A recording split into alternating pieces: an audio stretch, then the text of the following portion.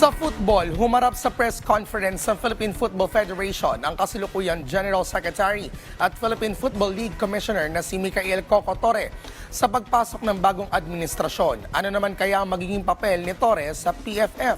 Yan ang report ni Daryl Oclares ng PTV Sports. Rise and shine, Daryl.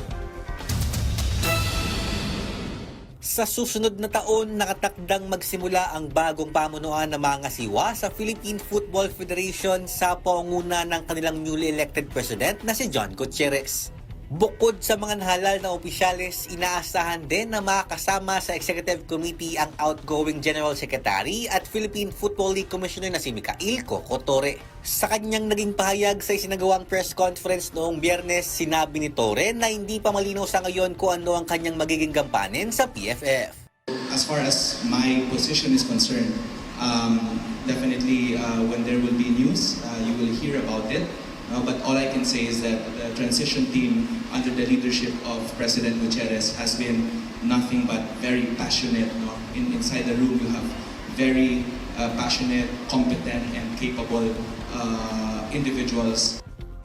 Matatandaan na nito lamang Oktubre, hinirang bilang General Secretary at Head of Competition si Torre ayon na rin sa rekomendasyon ni former PFF President Mariano Nonong Araneta. Sa kanyang 2 buwang pananatili sa posisyon, naging malaki agad ang papel ni Torre sa mga nagdaang proyekto ng PFF.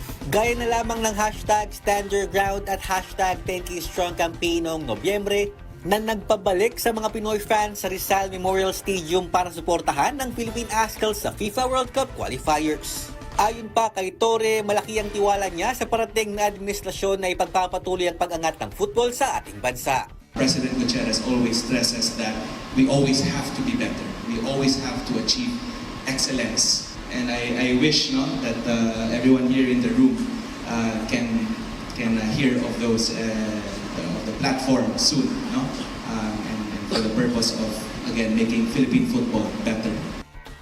Daryl Oclares, Rise and Shine, Pilipinas.